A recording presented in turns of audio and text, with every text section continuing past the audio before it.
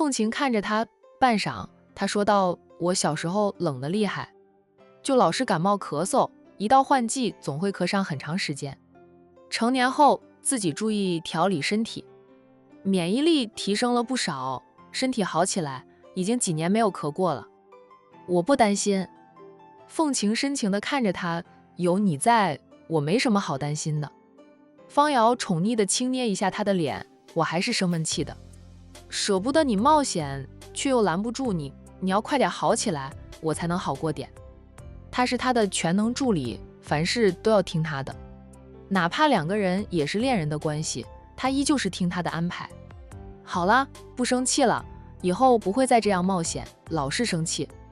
老得快，你比我本来就大了几岁，老得快的话，你白了头，我还没有老呢。咱们说好的一起白头到老的。在凤琴柔声的哄说下，方瑶没有再板着脸。我先去给你买饭回来，吃过饭再吃药吧。方瑶看时间，快到饭点了。这个时候敲门声响起，很快阿七提着2个保温饭盒进来。凤小姐，这是海玲姐让我给你们送过来的午餐，趁热吃了。阿七边说边将2个保温饭盒放在床头柜上，对方瑶说道：“方先生，海玲姐让你好好照顾凤小姐，每天3餐由我给你们送过来，让其他人送，凤琴怕是不放心。阿七是海玲的保镖，以前又是跟着站印的3观正，凤琴信得过他，由他给2个人送饭最适合了。平时跟在凤琴身边的那4名保镖，昨晚跟郑一帆带来的人混战，多少都受了伤，跟凤琴一样还在医院住着。阿七，替我谢谢海小姐。”方瑶感激地道谢。阿七点点头，没有再说什么，很快便离开。阿七走后，乔董夫妻俩提着一篮水果以及很多营养品来了。乔太太进门就说：“凤琴出了这么大的事，凤琴，你怎么不跟我们说一声？阿涵没空，让我们先过来看看你，伤得怎么样？你那3个哥哥简直就不是人，什么事都做得出来。”乔太太骂着郑一帆兄弟不是人，就是乔董对凤琴也满脸的关心。凤家那么多人，能让乔家高看2眼的就是凤琴。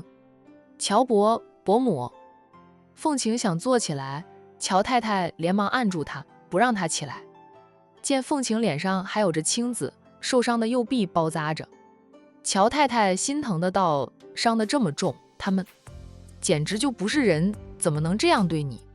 阿晴，要是他们说是家庭纠纷，要求和解，你千万别和解，他们狠得下心来对你动刀了。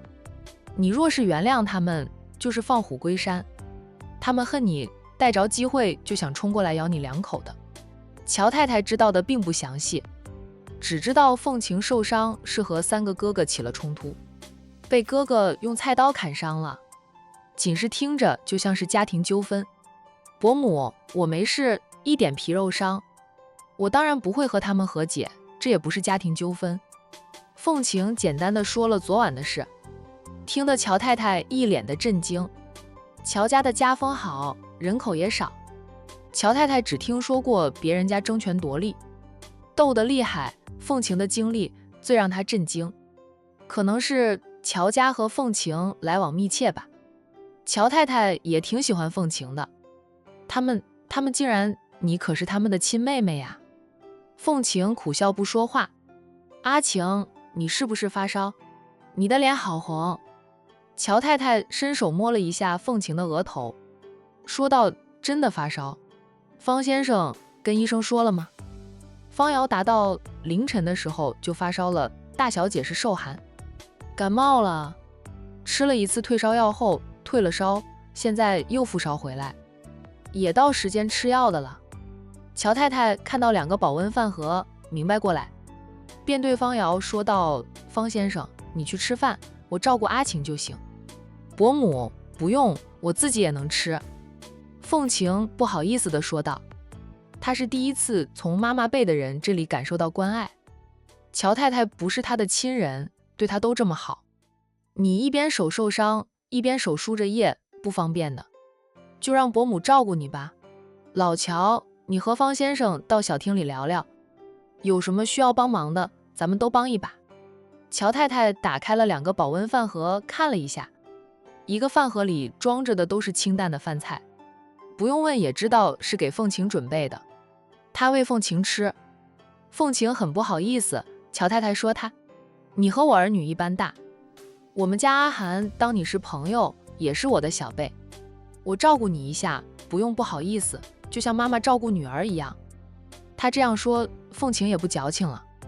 期间，乔涵打来电话，关心地问凤晴的情况。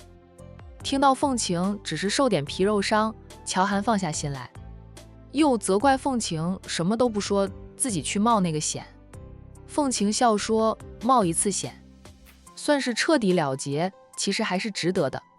乔涵能说什么？只能叮嘱他好好养伤，需要帮忙的尽管开口，他们乔家能帮的一定帮。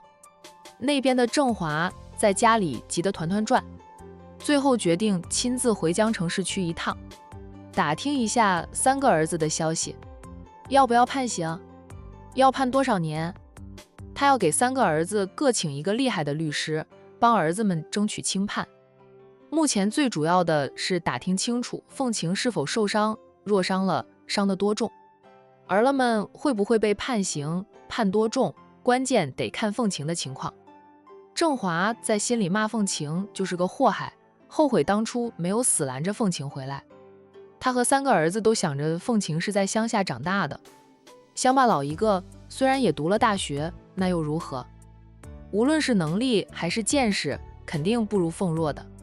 认为凤晴就算回到凤家，也不会给他们构成太大的威胁。主要凤晴是他的亲生女儿，凤月知道凤若不是他亲生女儿，凤晴才是后，立即就要接凤晴回凤家，不允许唯一的女儿流落在外。凤月活着时，郑华是屁都不敢放一个的。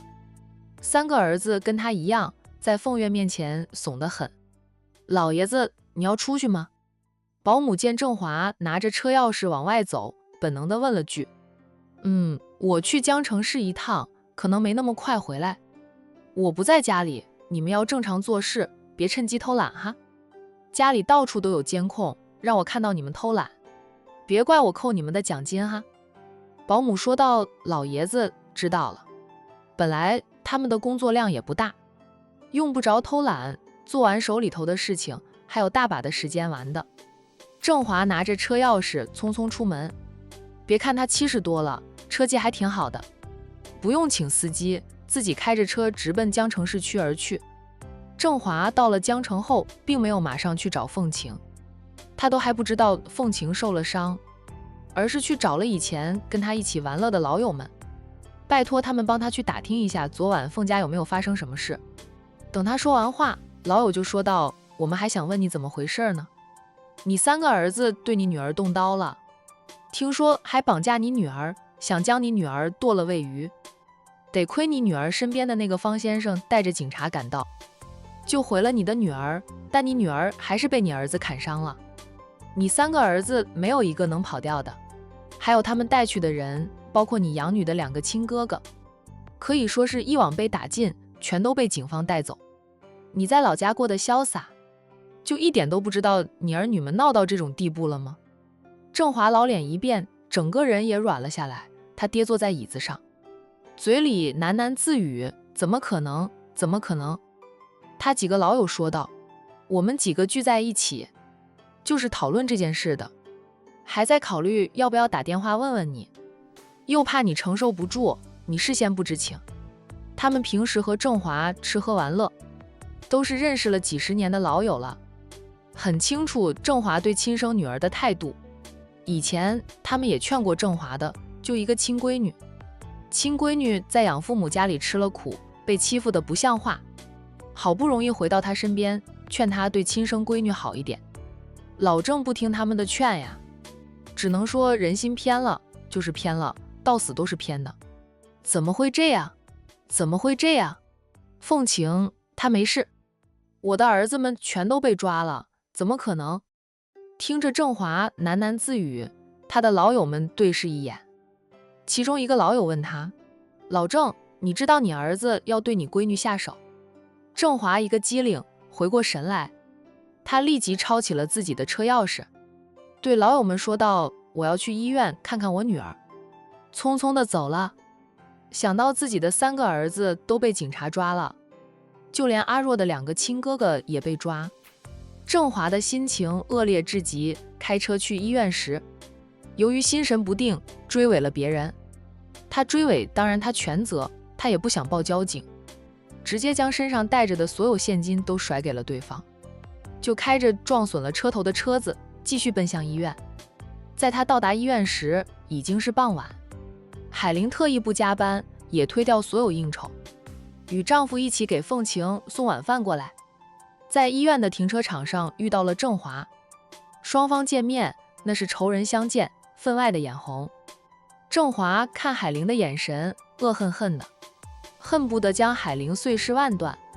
不过他也只敢眼神瞪海玲几眼，不敢针对海玲做什么。海玲身边有陆东明，还有几名身手不错的保镖跟随，他没有傻到对海玲做出报复的行为。海玲出现在这里，郑华猜测是来看望凤晴的。海玲更不想搭理郑华，各自进了医院。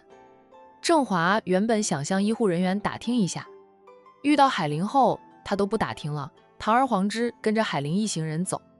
阿七拦着他，不要让他跟着我们。海玲吩咐阿七拦住郑华，他推着陆东明，在其他保镖的簇拥下，坐着电梯上楼，去了凤晴的病房。这边发生的事情，海玲已经打电话告诉了大姨，也跟妹妹说了一嘴，知道郑一帆兄弟3个都落网了。海彤彻底放下心来，再也不用担心姐姐在江城会出事了。他对战印说，凤晴从来都不会让人失望。战印没有表态。凤晴彻底退了烧，就是咳嗽加重，医生换了药方，暂时还不明显。海玲进来时，凤晴下床走动，方瑶扶着她。凤晴，你怎么下地走动了？海玲责怪她，快回床上躺着，一身伤，不好好躺着，下地乱走，扯动了伤口，有你好受的。倒是没有说方瑶，知道方瑶以凤晴为天，凡事都听凤晴的，左右不了凤晴的决定。我都躺了1天，躺得后背起茧，闷得很。我是手臂受伤，又不是腿脚，下地走动走动，解解闷吗？被二哥拳打脚踢是导致他浑身都痛，躺了1天，输了1天的药液，又吃药，疼痛有所缓解。下地活动活动筋骨带来的那点痛楚，在他能忍受的范围内。呀，海玲都拿他没办法。既然起来了，那就先吃饭，抓紧时间吃。等会儿你们家老头子来了，我怕你连饭都吃不下。海玲将保温饭盒放在小厅的茶几上，招呼凤晴赶紧吃饭。虽说还是清淡的饭菜，厨师厨艺好，烧的饭菜好吃，凤晴又不挑食。她不客气的边吃边问，你怎么知道他要来？在医院的停车场上遇到了，他应该是收到消息后就赶过来。我看到只有他一个人，还跟着我上楼的，我让阿七拦着他，免得他影响了你的食欲，吃饱再说。凤晴扑哧的笑，知我者海玲也。这个比她还大几岁的表外甥女，凤晴是当成好闺蜜的了。她和方瑶的事都喜欢跟海玲说。海玲是过来人吗？有感情经验。海玲，你是去丰泽大酒店打包的饭菜，还是让家里的厨师做的？让家里的厨师做的。凤晴边吃边夸，你换的新厨师，烧的饭菜就是好吃，比以前的厨师好多了。这是我从管城请过来的。海玲不太习惯江城的饮食，习惯了管城的清淡。凤家大宅交给他后，为了自己的胃，他当然要换掉厨师，请了会做管城菜的厨师。凤晴受伤又生病，住院了，吃清淡的最适合。看来我更适合你们南方的饮食，喜欢的话可以搬到管城生活，也热闹。我大姨对你其实还不错的。几十年前的悲剧，凤晴还没有出生呢，她又不在凤家长大，没有做过对不起商太太等人的事，在大是大非面前，凤晴又拎得清。商太太嘴上不说，熟悉她的人都能看出来，她对凤晴这个表妹还是挺欣赏的。过段时间我要去管城探亲，探望我表姐，就是不知道去了会不会被赶出来。还有费老爷子也要去看看他老人家了。对了，海玲老爷子身体还好吗？费老先生是他见过最长寿的人了。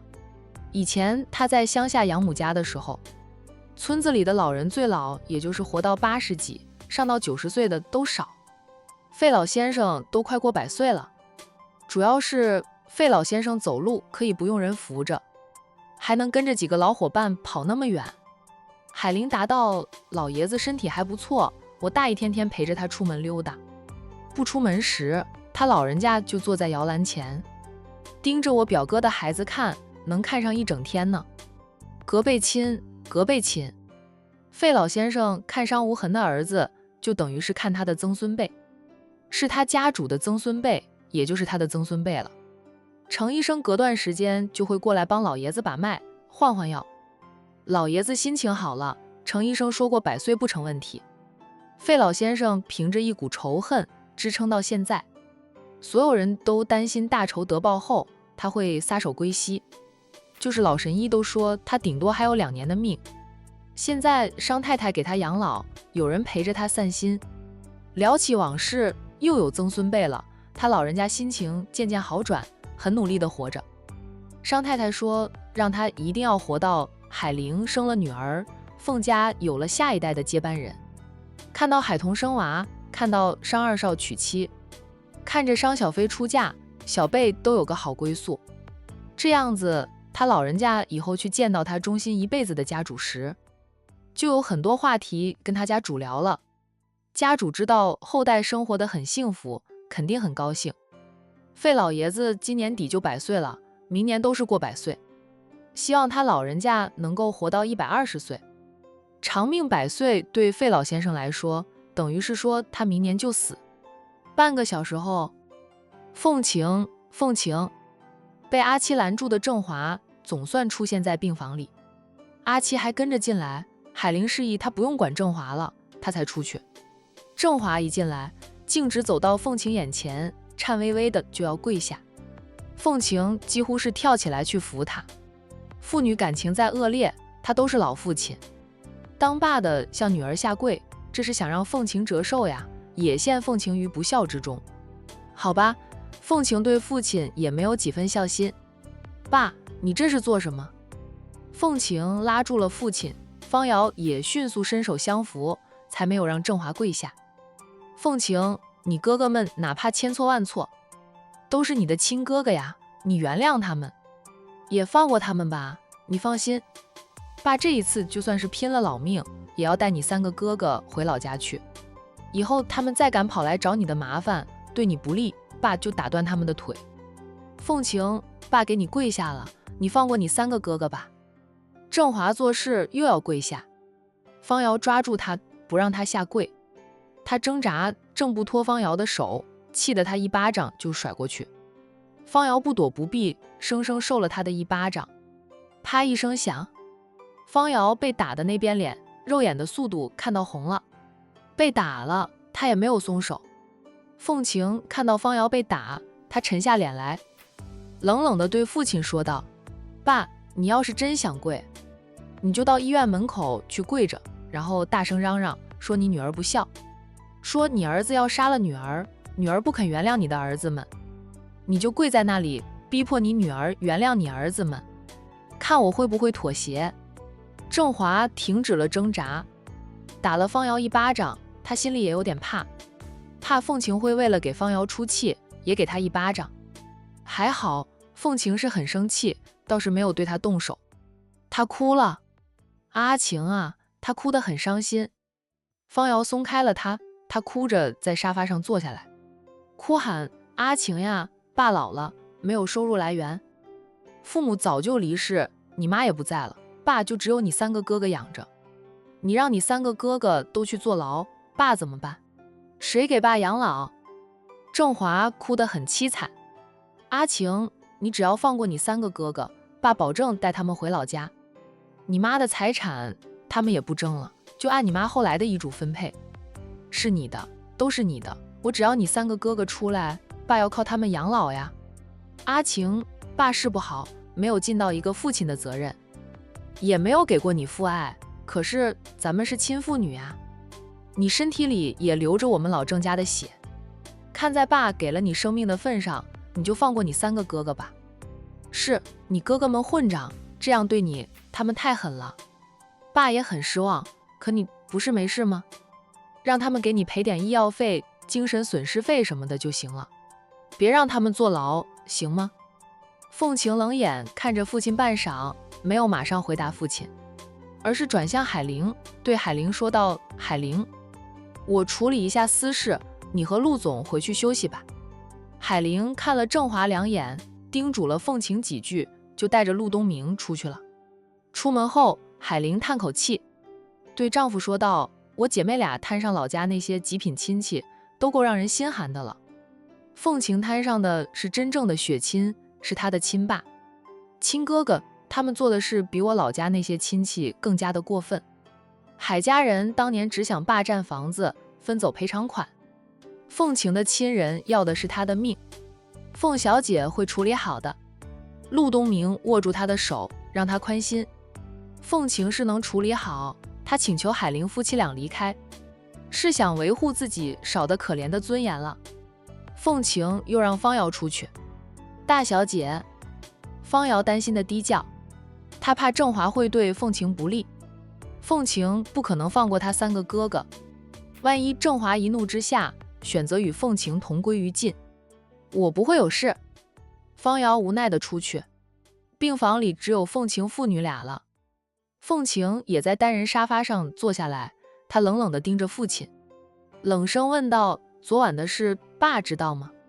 我哪知道，我在老家那么远，我又没有千里眼，顺风耳怎么可能知道？凤晴冷笑：爸，你知道，你都知道，他们要杀我，还说要将我的尸体剁碎了扔到大海里喂鱼。你的3个儿子对我如此无情，心狠手辣的，你怎么好意思叫我原谅他们？他们犯下如此大错，爸要负很大的责任。郑华沉默片刻后，还是那句话，你不是没死吗？也就受了点伤，伤的都不重。凤晴都要被父亲气笑了。是，他没有死，只受了点伤，这样就能抹掉哥哥们要杀他的事实吗？他反问父亲：爸，如果是我要杀你的3个儿子，但他们没有死，只受了点伤，你是否也会这样对你的儿子们说？这是家庭纠纷，叫他们原谅我，不要去起诉我，不要让我坐牢。郑华本能地说道：你都有杀人之心了，岂能让你一错再错？肯定是让你进去坐上几年。阿晴，爸老了，真的老了，只有3个儿子可以养老的，你是想让爸晚年无所依吗？凤晴冷冷地说道：我会支付生活费，保证不会让爸饿着，就是你家里的保姆也可以留着，我会帮你支付他们的工资。我是很想不管你，可谁叫你是我的亲爸呢？岂能让你饿死？我也会拜托我嫂子们偶尔回去看看你，有什么事嫂子会打电话联系我。若是你命不够长，活不到你3个儿子出来死了，我也会回去给你送终，不会让你的尸体被狗啃掉。我哥哥们对我也起了杀心，若不是方瑶报警，带着警方及时赶到，我早就死了，尸体也会被他们剁成碎片，全都抛进大海里喂鱼。爸怎么不想想哦？我难道不是爸的孩子吗？爸，你知道我不是圣母要杀我的人，我还能当做什么事儿都没有发生过，还能原谅他们？不追究责任，那是不可能的事。这一次谁来求情，我都不会放过他们的，我就是要让他们坐牢。郑华指着凤晴骂道：凤晴，你冷血无情，你不孝，你会遭到天打雷轰的。凤晴冷冷地说道：老天爷要是觉得我做的不对，要雷轰了我，随时来轰我呗，我不怕。我自认我做事对得起自己的良心，你就不怕有报应吗？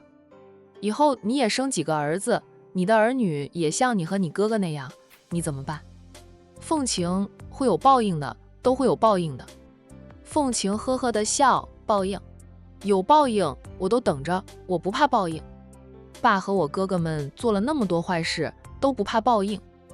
我没有做过伤害别人性命的事，怕什么报应？郑华气得半死，老天爷怎么不来一道响雷，劈死这个不孝女啊！爸，你回去吧，我是不会原谅我哥哥们的。等待他们的是法律的惩罚。他们绑架我，还伤了我，伤了其他人，没有几年是出不来的。爸，你想开点，好好的照顾自己。郑华气恨地说道：凤晴，我会好好的活着，我要看你有什么好下场。骂完后，他摔门而出。凤晴毫不在乎，静坐了2分钟，他回到房里，在病床上躺下来，周身疼痛的他，手臂有刀伤的他，都得不到父亲的一句关心。父亲只会替哥哥求情，可是若反过来是哥哥们这样对他，父亲是绝对不会替他求情的。在父亲心里，她不是他的女儿，凤若才是。用方瑶的话说，偏心的人始终是偏心的，不会再改。他也不指望父亲会改。父女亲情，他早就不奢望，早就死了心，不是吗？说是这样说，躺在床上忍受着痛楚的凤晴忍不住红了眼，委屈得直掉泪。进来的方瑶看到他的大小姐掉泪，他走过来，在床沿边上坐下，抽来纸巾，心疼地帮他拭着泪，心疼地说道：为他们流泪不值得。凤晴坐起来，扎入他的怀里。方瑶，我只有你了。方瑶爱怜地搂紧他，心疼地说道：大小姐，我永远都会陪在你的身边，不管发生什么事，我都会陪着你，天塌下来我都会帮你撑着。若是心里着实难过，想哭就哭吧，痛痛快快地哭一场，也是与过去的亲情做个了断。凤晴是痛痛快快地哭了一场，最后一次了。以后他和老郑家大路朝天，各走一边。郑华去了老二家里，又叫来老三媳妇。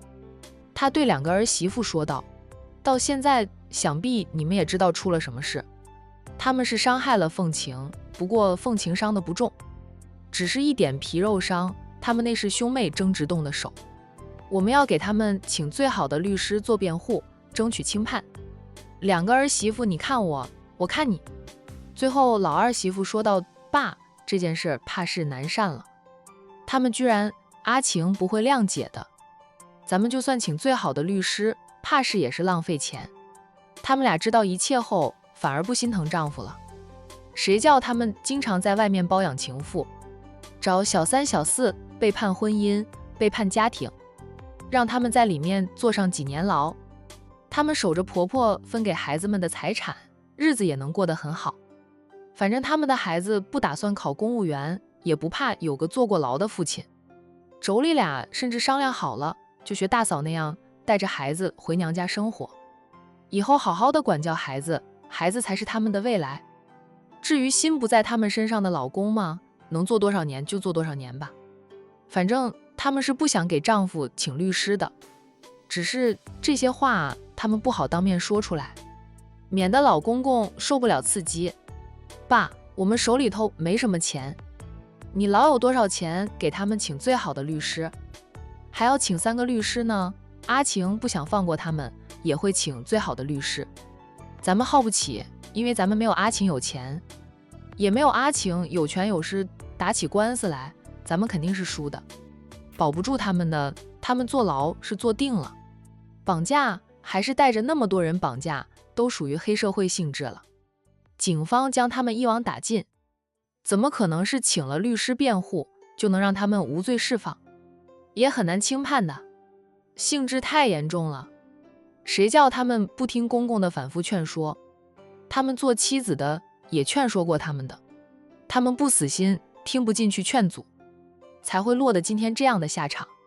婆婆那么厉害的人都没有好下场呢，自己的丈夫几斤几两，他们还是很清楚的。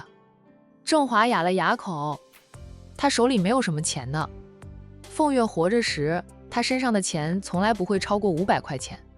儿女们长大后，她偷偷地向儿女们要钱。那段时间，她是有钱，在外面花天酒地，过得很潇洒。但那些钱都被花完了，她没有存钱，主要是花钱大手大脚习惯了，无法存起钱来。她名下又没有商铺、房子什么的，凤月管她管得死死的。老家的那栋房子是凤月出钱建的，但写的不是她的名，是她3个儿子的名。凤月死后，儿子们给她养老，每个月每个儿子给她10几万的生活费，加一起就有几十万一个月。她在老家过得很是潇洒，也能存到一点钱下来，但是不多呀，加一起也就100万出头。想给3个儿子请最好的律师，那100万出头怕是不够。你们手里没钱吗？你们婆婆活着时，每个月都给你们零花钱。你们娘家也有钱，当初结婚给你们的彩礼钱、嫁妆钱都没有了。每个人掏出200万，加一起便有400万了。400万还不够，不够的话，就叫你们的孩子都掏点钱。他们从凤月那里继承到不少的财产呢，进去的是他们的亲爸，他们拿钱出来就他们的亲爸，那是天经地义的事。老三媳妇立即说道：“爸，那是不行的，我们手里头也没有多少钱，10万就能拿出来，200万拿不出来呀。别看我们娘家有点小钱，可是我们娘家也有兄弟的。当初的彩礼钱早就花了，结婚都多少年了，怎么可能还有彩礼钱？妈分给孩子们的财产，那是孩子们的，是给孩子们的教育基金，以及以后创业的创始金，怎么能花孩子们的钱呢？我们也只能替孩子们打理一下财产，都不能挪用他们的。”郑华怒了，说到底，你们是不想救你们的老公出来，是吧？那是你们的丈夫，你们怎么能这么无情？是不是凤晴不许你们救一帆他们出来？老二媳妇没好气的道：“爸爱怎么说就怎么说，他们对我们这些做老婆的也没有好到哪里去，经常背着我们出轨，在外面养小3小4，他们有没有考虑过我们的感受？再说了，他们做出伤害阿晴的事，有没有考虑过后果？考虑后果的时候，有没有替老婆儿女考虑过？他们但凡替我们想一想，也不会去做出绑架杀人的事。在法律面前，人人平等，我们反正是没有本事去救人，他们犯下大错，就该接受法律的惩罚。”郑华指着老二媳妇骂道：“老二怎么就娶了你这个毒妇？你这是想学你大嫂吗？你们是夫妻呀？”老三媳妇冷笑：“夫妻？爸不知道，同林鸟的夫妻在大难临头各自飞吗？二嫂说的对，他们做这件事之前，但凡替我们考虑一下，想一想孩子们的将来，也不会去做了。那是他们的亲妹妹，他们都下得了手。若是不让他们接受法律的惩罚，谁知道他们以后会不会也这样对待我们？亲妹妹都下得了手，何况我们只是枕边人，还是被他们背叛了无数次的枕边人。”郑华被2个儿媳妇气得说不出话来，也彻底失望，连儿媳妇都不想救他儿子出来，谁还会救他们？他这个老父亲要钱没有钱，要权没有权，拿什么来救儿子？爸，你回去吧，等到开庭的时候，我们再派人过去接你过来，咱们去旁听一下就行了。郑华愤怒地站起来，怒气冲冲地走了。等他走后，老三媳妇问二嫂：“咱们真的什么都不做吗？我的孩子还小，有一个坐牢的爸，对孩子时不好，能怎么样？我们就算想救他们，也是有心无力。凤晴什么人，咱们清楚，他这一次绝对不会高高拿起，轻轻放下的了。”老二媳妇说道：“我们就想想去年，他们出轨被我们发现后，他们怎么对咱们吧。”想起去年的事，老三媳妇说道：“那就让他们在里面坐上几年。二嫂，阿晴住院了，我们要不要去探视一下？应该的，明天吧。明天咱俩叫上大嫂，一起去医院看看阿晴。他们凤家呀，没一个好东西，也就是阿晴还有点良心，会向着咱们这些嫂子。妯娌俩决定明天上午叫上曾经的大嫂，一起去医院探望一下凤晴。与此同时的 X 省的 A 市，欧阳雅的专车驶进了欧阳家的大别墅。车子停好后，车后座的欧阳雅没有动作，司机以及副驾驶座上的保镖同时扭头看，发现欧阳雅靠着车椅背睡着了。大小姐今晚应酬的时候喝了不少的酒，上车时有了醉意的，可能是这样吧，在回家的路上就睡着了。保镖下车拉开了车门，探身入内，轻声叫喊着：“大小姐到家了，大小姐醒一醒，到家了。”他不敢碰欧阳雅，怕大小姐醒来会找他算账。大小姐说过的，若是遇到他在车上睡着的情况，就叫醒他，叫不醒就打电话给二小姐或者三小姐，让他们出来扶他下车，不允许保镖们碰触他。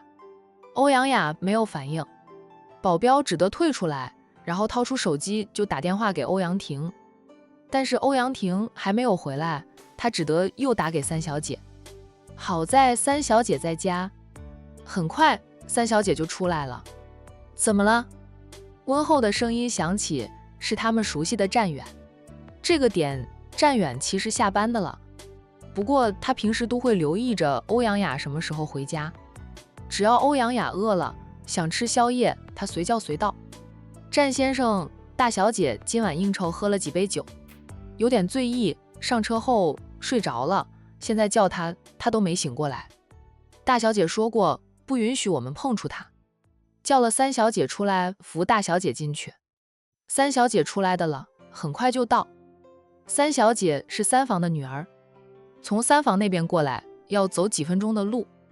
战远立即探身入肉，轻轻地拍一拍欧阳雅的脸：“大小姐醒醒，大小姐到家了。”保镖看到他居然轻拍大小姐的脸，欲言又止。想到大小姐对战远不一样，保镖最终什么都不说。